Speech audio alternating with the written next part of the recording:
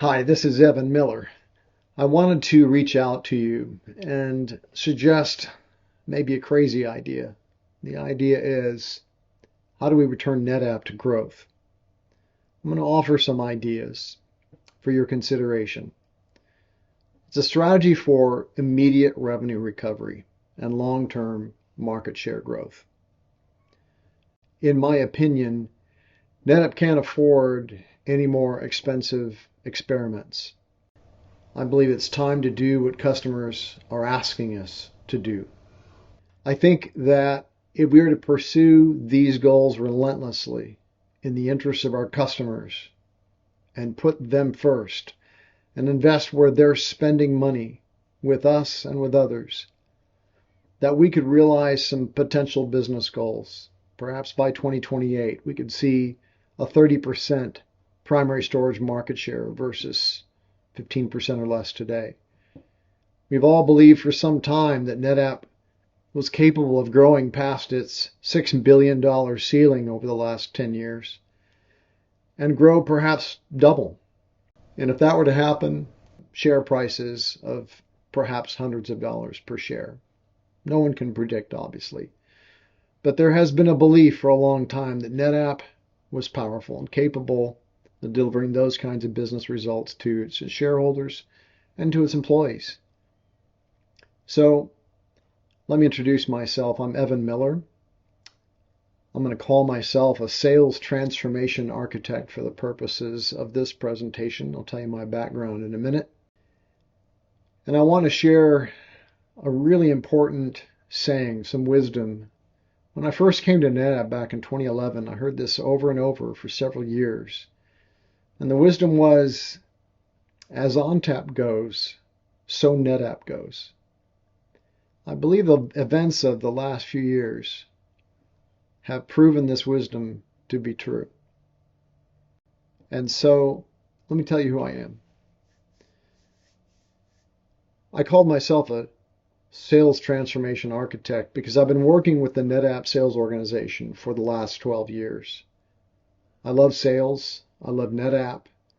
And I love meeting with customers. I love hearing their challenges. I love helping them solve those challenges and becoming a part of the success stories of our hundreds and thousands of customers that I've worked with.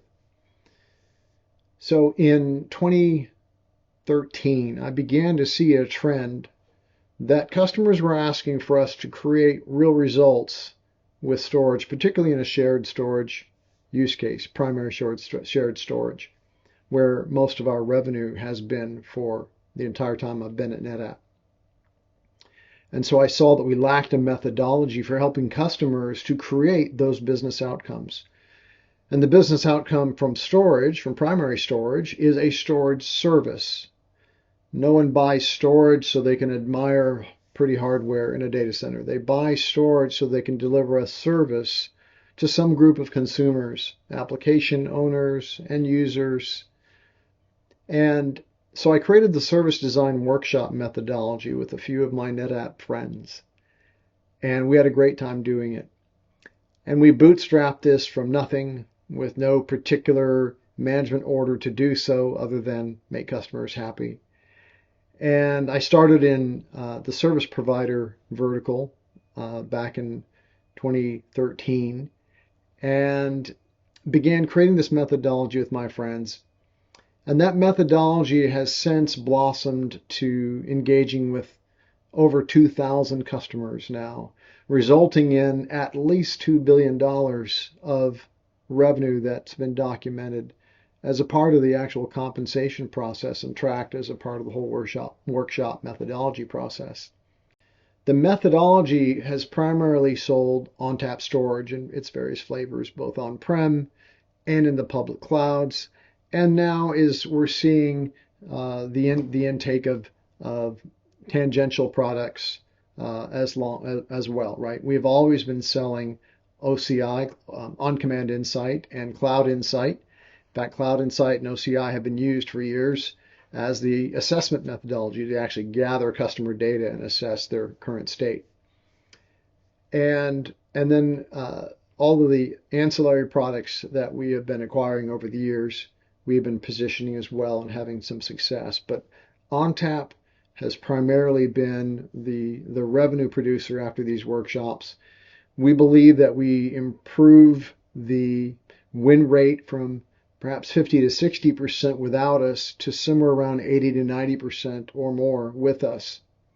So we're improving win rate, deal size, because we're bringing in more of the portfolio, we're fully assessing the customer's need, and we're improving time to close because we're creating compelling business outcomes with compelling cost, time, and risk improvements.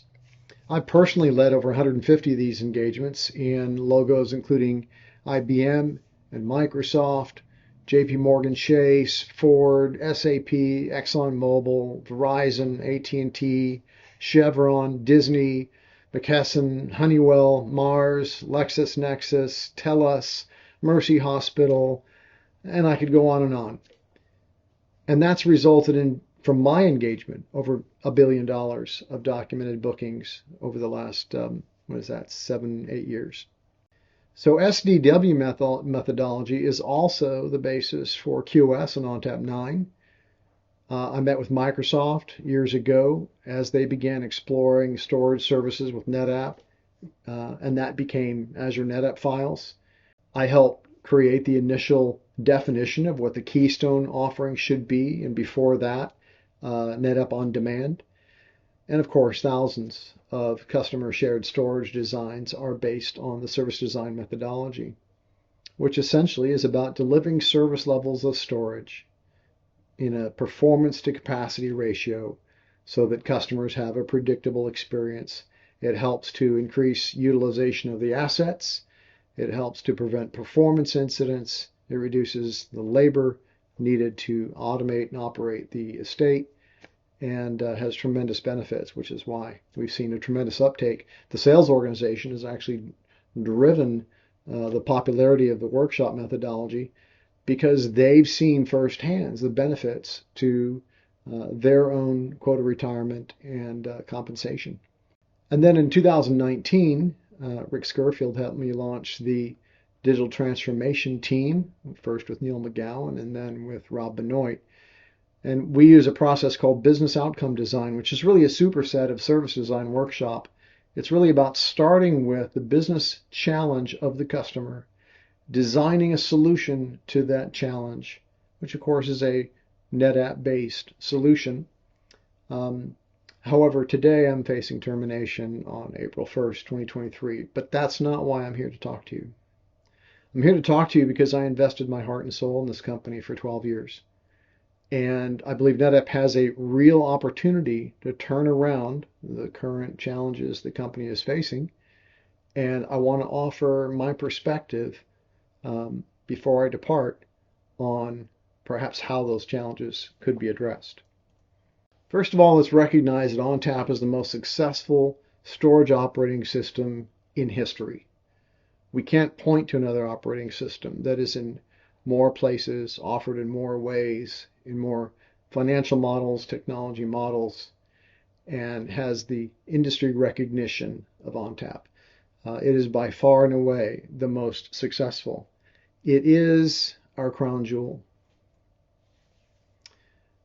Let's combine that with the evidence of the next infrastructure megatrend. Let's ask the question, what's after cloud? We're seeing a lot of maturity in the cloud industry as customers now are realizing I'm probably not going to be able to move everything I want to the cloud. Cloud isn't as cheap as I thought it was. The value proposition of cloud isn't I'm going to dramatically reduce cost. The value proposition is about speeding up my business. And where speeding up my business is my primary care about, then cloud has been very successful. But many customers are now realizing there are places where cloud is the appropriate landing place. There are places where it's not the appropriate landing place. And so as that maturity continues and we start seeing realism set in, right? Remember the Gartner hype cycle. At first, there's unrealistic expectations and a lot of hype and a lot of unmet promises. And as those unmet promises are realized, then people settle into a far more realistic consumption of the technology, and then it becomes a part of the tool set long term. In other words, there are no panaceas, there are no cure-alls. Everything is a tool in the bag. And we're now seeing that maturity happen in the cloud space. And so it's reasonable to ask, what's after cloud? Cloud is just simply an operating model. So we've heard a lot of input from customers. I'm going to single out a few and talk about the verticals they're in. So Apple and Wells Fargo and some other high tech and financial and even some healthcare firms have asked us questions like, is NetApp investing in ONTAP on-prem? They see that we've pivoted heavily to the cloud, which is great. They're happy about that. But now they're worried, are you investing in my on-prem business? Because many organizations have put billions of dollars into their on-prem IT infrastructure around the world. And they're asking, are we investing for their future? It might be important to note that Apple is building an electronic vehicle very quietly. They're not telling anybody about it, but there's plenty of buzz around it and certainly good evidence that that's what they're doing. Banks are becoming mobile. Healthcare has healthcare devices everywhere. Every public cloud is investing in some kind of an edge strategy.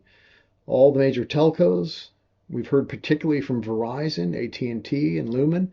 In fact, Lumen has launched a NetApp Edge Storage Initiative on ONTAP, both in software defined and in our appliances in data centers. And many other hospital telcos worldwide and hospital chains are asking similar questions, which is the common thread is we have a big network.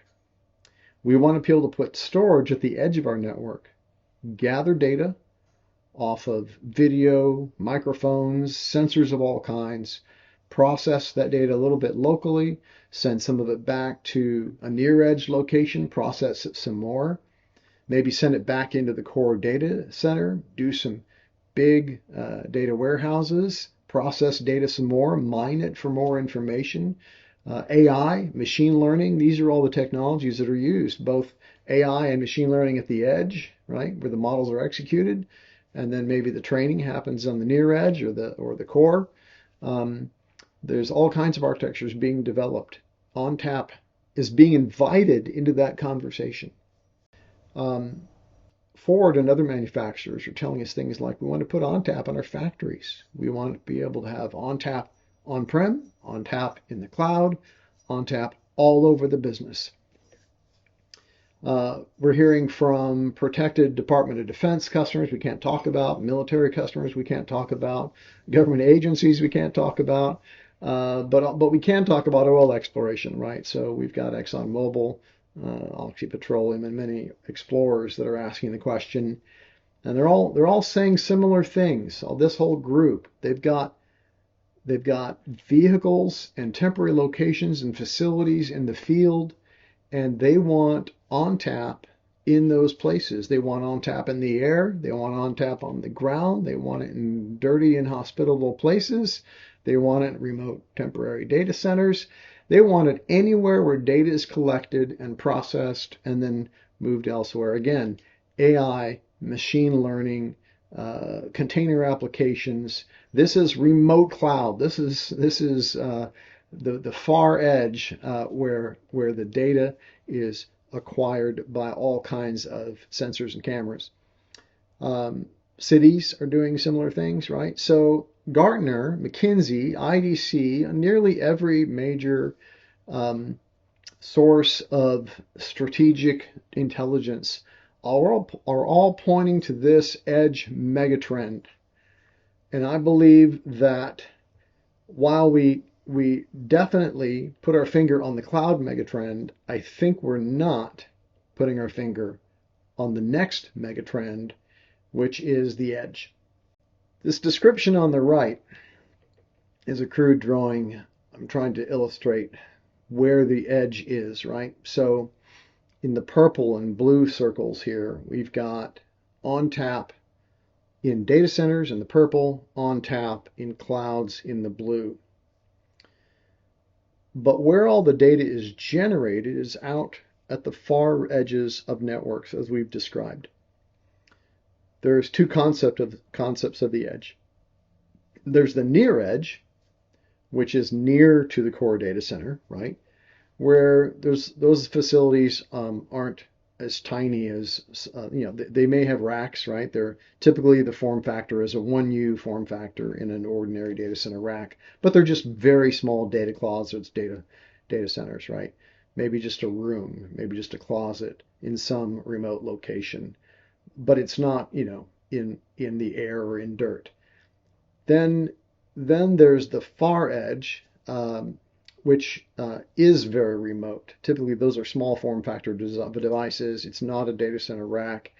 It might be mobile. It might be in the air. It might be on wheels. It might be at the top of a tower. It can be anywhere. Those devices are often hardened so that they can withstand severe conditions, or they might just be little commodity devices.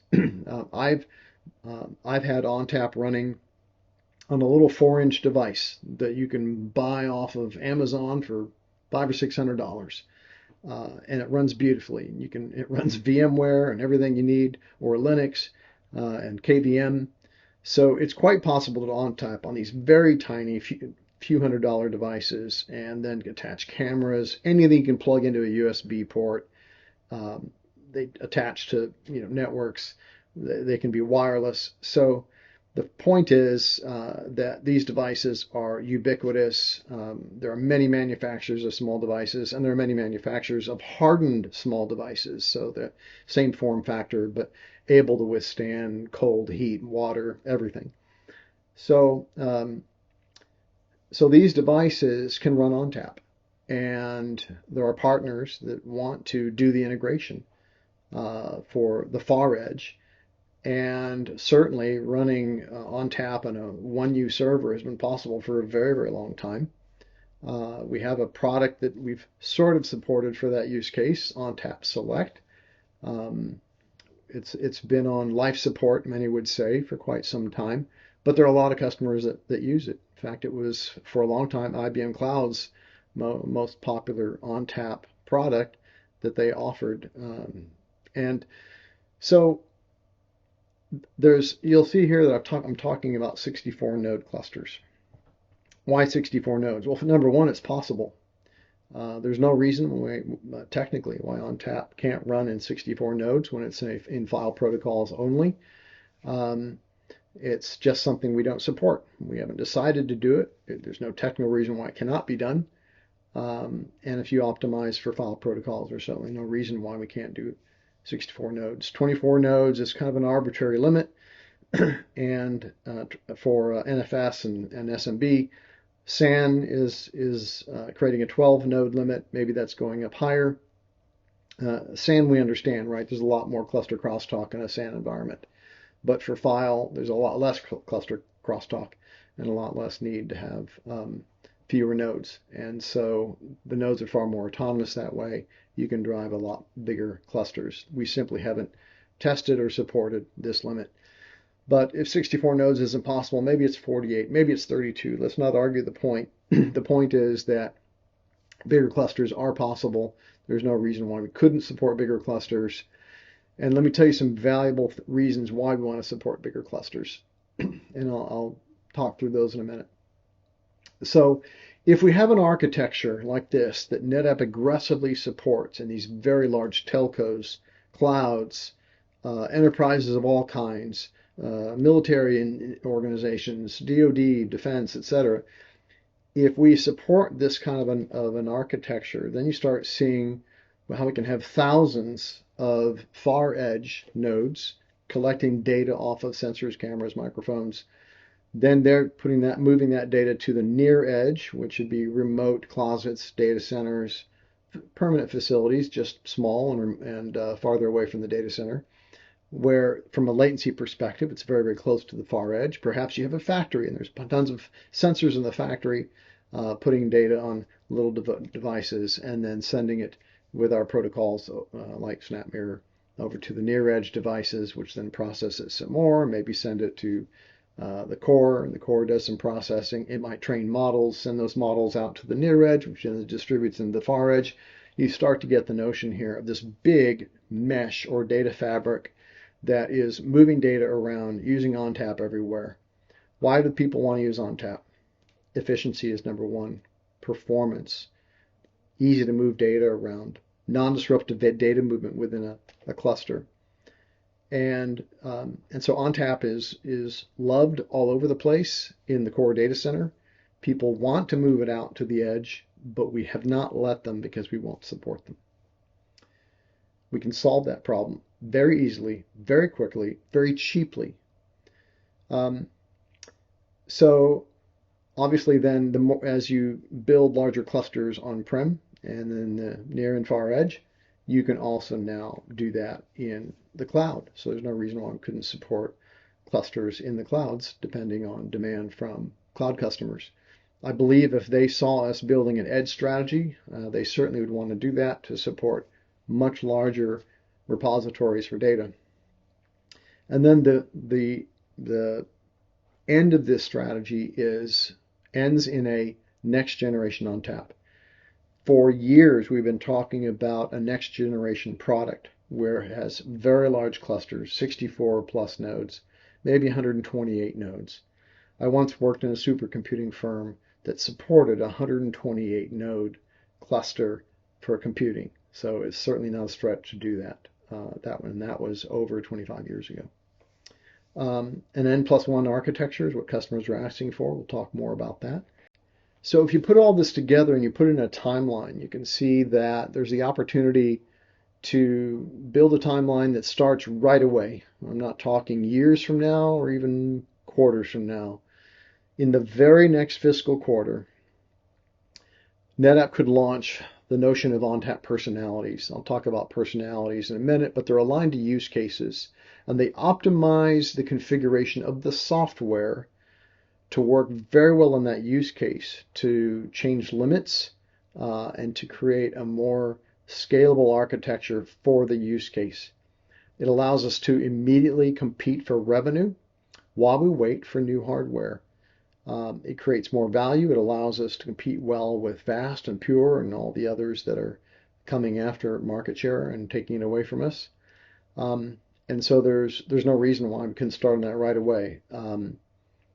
I know the people that know how to run ONTAP very well in these personalities. Personalities don't have to mean immediate development. They can simply be configurations. That's all they can be. They can just be configurations and licensing. There's no need to do development to create the notion of a personality. There is the idea of a technical notion of a personality where the system actually boots up a little differently. But that's not necessary to get started. That's something that can be done later. Second quarter, then, on the heels of that, we could launch ONTAP Edge. We've been talking about ONTAP Edge now for as long as I've been at this company. I remember my first conversation with people about ONTAP Edge was in 2015. And I've been in and out of these projects for years. We have a fear of moving into this space. I don't understand it. Many people say ONTAP doesn't work on the edge. It absolutely does. We have customers running ONTAP in their edge. We've seen ONTAP running on tiny little devices with small amounts of memory, just a few gigabytes. It can run in 8 or 16 gigabytes quite fine. People say it doesn't. It absolutely does. And so there's no reason why it can't be launched very, very quickly. And then the focus of ONTAP Edge would be to run on commodity servers for the near edge and run in small form factors integrated by partners on the far edge. The beauty of this is it attracts new customers, it attracts new buyers and existing customers. It allows us to acquire exabytes of data. So a petabyte is 1,000 terabytes. An exabyte is 1,000 petabytes. And if that seems crazy, consider that I think we're probably already in total over an exabyte of data from customers. So it's not a crazy idea that we could grow more exabytes and expand our market share. That diagram I showed you in the previous slide is just a diagram of what might be possible as we start acquiring all the data. There's more data generated by cell phones and by sensors than all data generated by applications in a data center. Stop and think about that. What if we could capture just a small piece of the data that is captured at the edge of wired and wireless networks, and put that on our technology, process it on our technology, move it to the core, move it to the cloud, back and forth. It's a huge opportunity, and that's why we're calling it a megatrend. And then, of course, we can move the things we learned from the personalities and our edge experiments in customers to cloud scale on tap. I'm calling it cloud scale on tap because we can support clusters of 64 nodes in public clouds.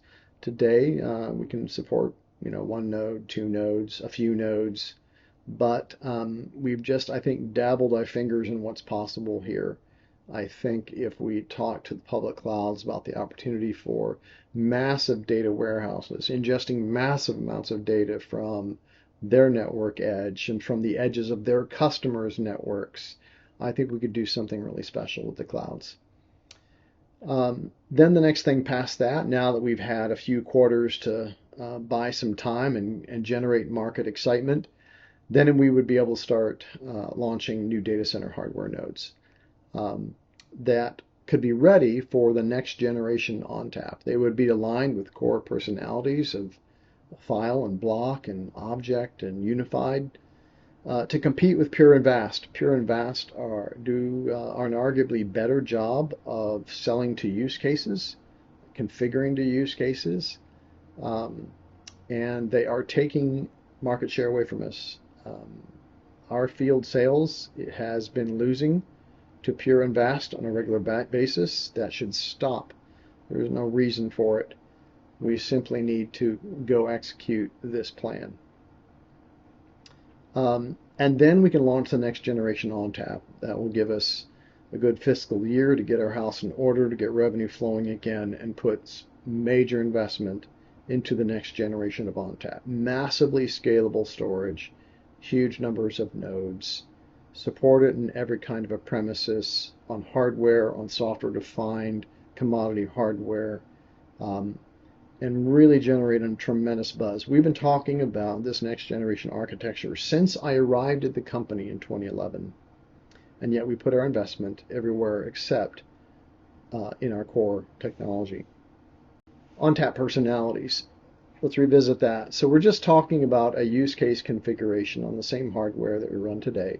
It's about optimizing the cluster configuration for a particular protocol and use case. The SAN cluster personality would have no file protocols. It would be optimized for maximum SAN performance, minimum failover latency, and compete head-to-head with Pure and Dell and all the other SAN players. The file personality would have no block protocols, and so then we could raise volume limits because we have minimal inter-cluster crosstalk. We can use more memory in the nodes for hosting more volumes. I'm aware that many customers are running up against our what used to be about 1,000 volumes per HA pair, and I think we're raising it to somewhere around 1,500 to 2,000, but still not enough. Kubernetes is driving this problem. So Kubernetes containers have very small volumes. They're using typically just 1 to 20 gigabyte size volumes. When you put hundreds or thousands of those tiny little volumes, you don't use very much capacity, but you use up all the volume limits. So we should put some effort into raising those volume limits as high as they can go, while we also scale out into very large clusters. The file object cluster personality would then optimize around file object duality and raising the maximum number of objects so we can store thousands, even millions of objects on a cluster. The goal here is use case configuration support to compete with Pure and Vast and Dell and HP and our large existing customers while we wait for new hardware. What value are we going to offer a customer so they will continue to buy our hardware for the next 6 to 12 months while we start putting out new hardware models? Well, I believe the answer is we start doing things around optimizing configurations to raise some of the limits that customers are running into, whether it's volume limits, numbers of files, numbers of objects, numbers of nodes. Let's start raising those limits by focusing on the personalities that would allow us to do that. What changes to be acquired? There's no product changes. This is really about testing. ONTAP can do all of this today if you simply test to see where the limits are really at. The limits aren't hard-coded anywhere. They're simply testing limits. We can't support larger than a certain number of files or nodes because we're not sure what happens at those edges. So it's about testing, finding where the edges really are, and then supporting the actual limits within a use case limited configuration like no block or no file, right? SAN only, file only, object. And maybe later there's boot flags and AIQ support and really productizing it. But for now, it can simply be something that we work with support and testing to figure out where the limits are and communicate those to the field and offer support contracts for those narrow use cases. And so we could even make a press release about this, talk about how we're supporting this notion of personalities, which is really just optimized configurations. So ONTAP Edge. ONTAP Edge, as I said, we've been talking about it for a very long time.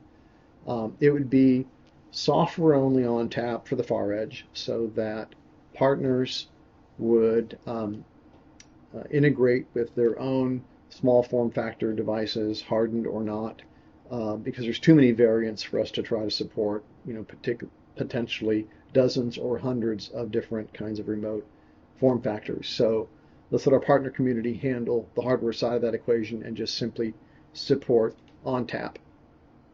The near edge, however, we could test with some limited set of commodity, 1U servers, support a file personality in those kinds of deployments, and even offer very large clusters past 24 nodes of a near edge kind of configuration.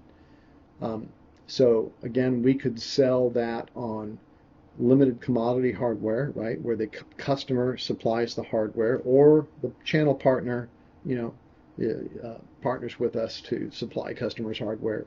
I'm not suggesting we sell commodity hardware. I'm suggesting we support on some tested number of configurations, Dell hardware, HP hardware, Supermicro, etc. Whatever our customers essentially are running primarily, and support that so that our partner community gets support for us on the popular platforms that they integrate with. And then the far edge, again, that's all about the partner choosing hardware and working with us to make sure we can support the small form factor hardware they choose. The goals here are massive market share expansion into new customers and new buyers. Edge buyers are not the same as data center buyers. These are people in the lines of business. These are people running the network.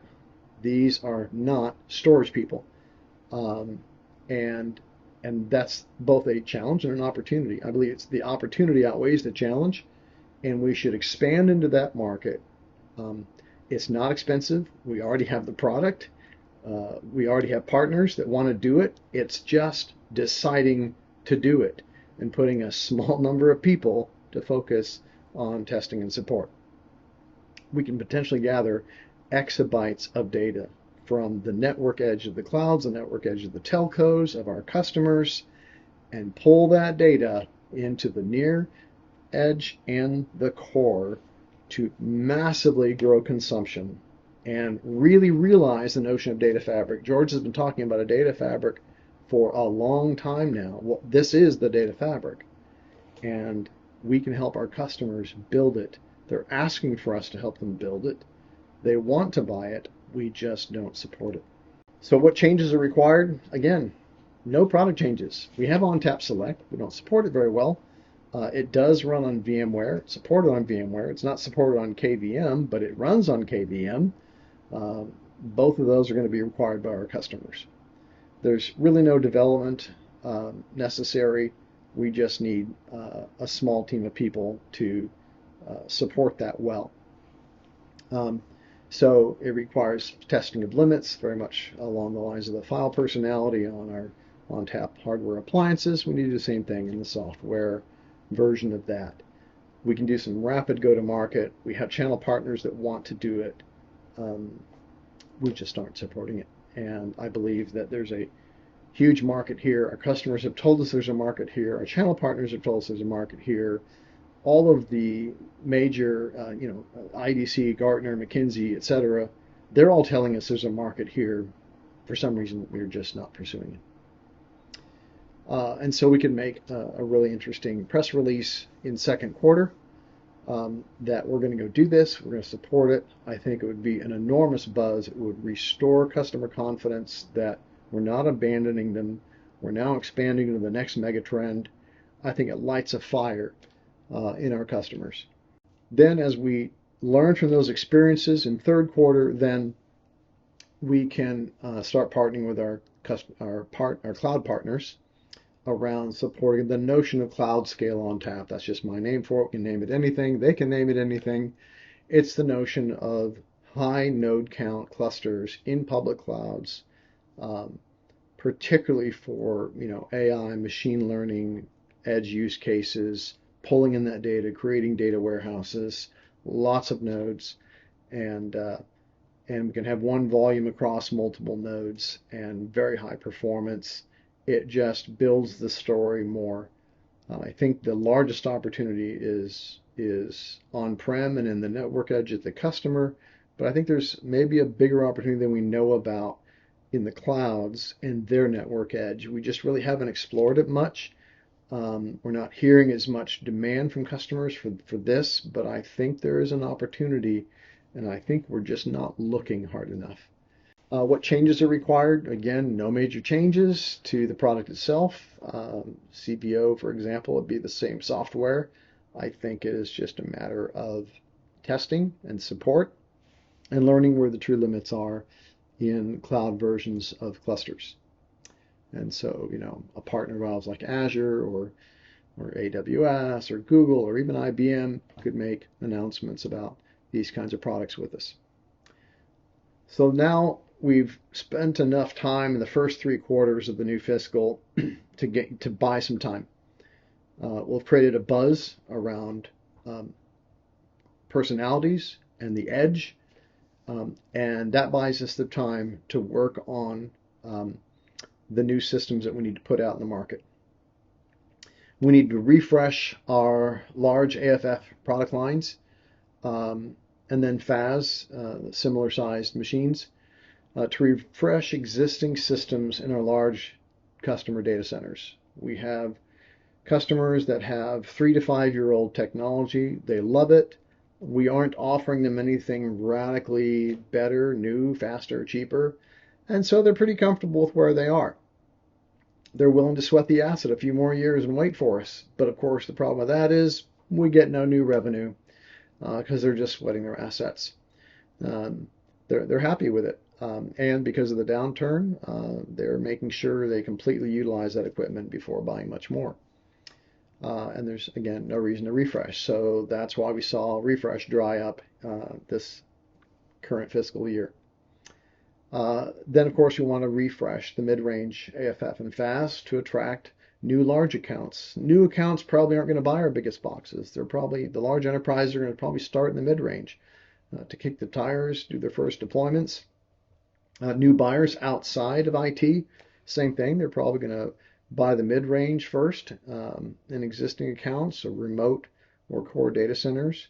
The very near edge, smaller data centers are certainly not going to buy our biggest boxes. So there's a big need to refresh the mid-range, especially for enterprise and small enterprise. And then there's the low end AFF and FAS, where we can put a lot of energy in that to attract new commercial accounts and buyers. Let's keep in mind that a commercial account that we label a commercial account is not necessarily a small customer. It might be a Fortune 500 that we just don't do any business with right now, Or maybe they buy 100,000 a year for some use case and they buy all of our competitors for everything else. So we want to turn that around. We want to start attracting a lot more large commercial accounts and new buyers in those commercial accounts with low-end AFF. And it can also be used in these smaller machines to upgrade near edge ONTAP. If we are successful in selling software only on tap on commodity hardware, the next step is for them to buy one of our low-end AFF systems in that use case. In fact, we saw that play out exactly that way in Lumen. Several years ago, Lumen came to us and said, we want to put storage at the edge of our network. And I said, well, you really want small AFFs for that? And they said, no, it's too expensive. We want software-defined ONTAP only on commodity hardware 1U servers. Okay, fine. So a guy named Todd Edgel, that was on my old team before I left, he enthusiastically ran into that account, showed him how to do that, helped him with a few technical and performance challenges, and now they are running not only software-defined ONTAP at their edge, but now they're also buying all-flash systems, all-flash hardware from us. So what I said they needed turned out to be true. They just didn't believe it at the time. And once they experienced all the benefits of software-defined ONTAP, then they bought our appliances. So I believe we can repeat that over and over and over. And the low-end product line is beautiful for that. And we should be aggressively going after new business at the low end as the beginning. So our goals here are to refresh the existing large customers to give them a reason to spend more money with us, get that old hardware out, replace it with better hardware, newer hardware, and then attract new accounts and new buyers so that we can start acquiring new logos. Since I've been here, we've acquired very few logos.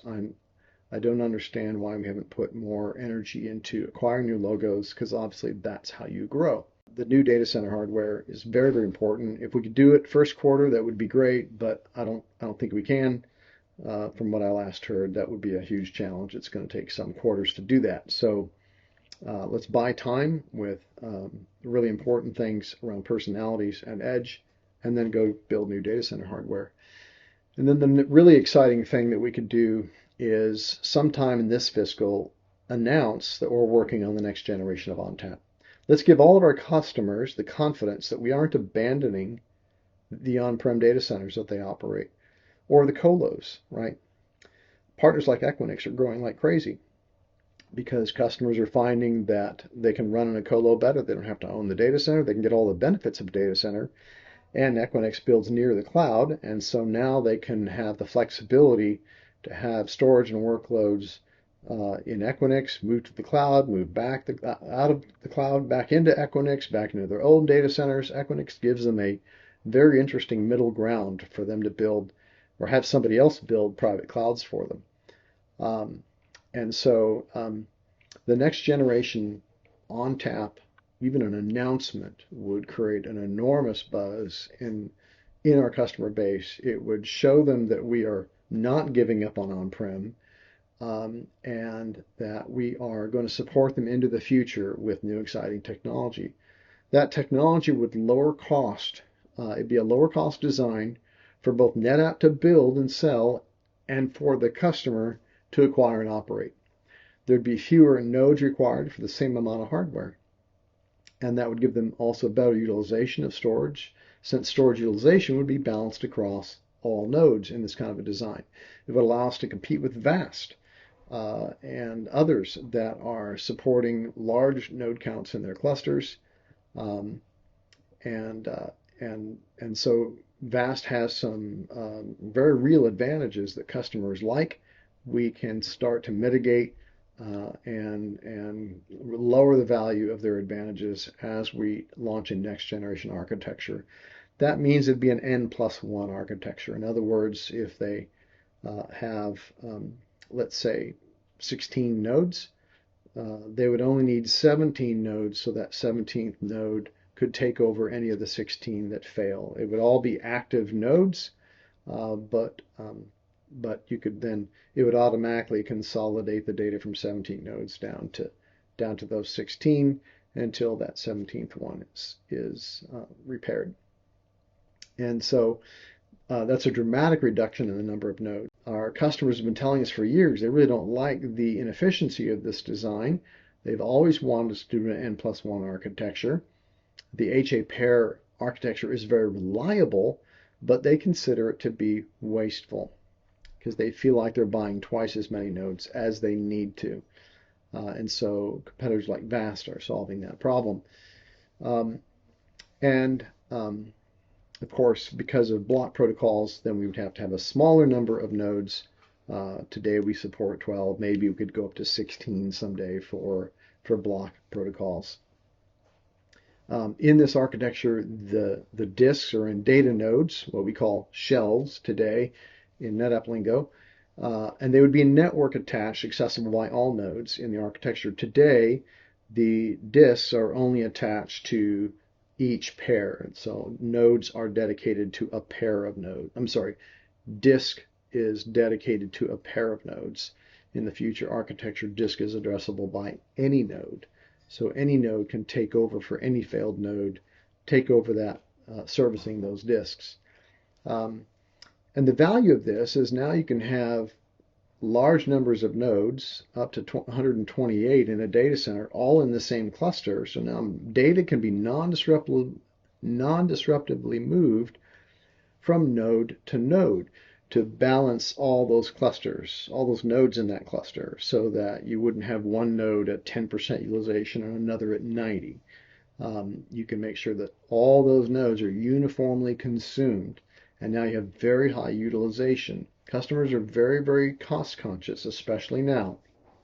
If we can offer them a much lower cost design, or even the promise of a much lower cost design a year or two from now, then again, that creates the renewed confidence in NetApp that we are committed to their future business.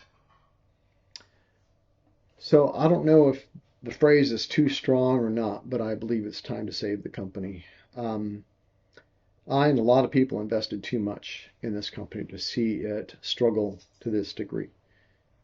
I believe that with the strategy of restoring revenue, acquiring new customers and buyers, especially from edge use cases where AI and ML and container applications are really taking off, bring the cloud products along, invest in next generation ONTAP products.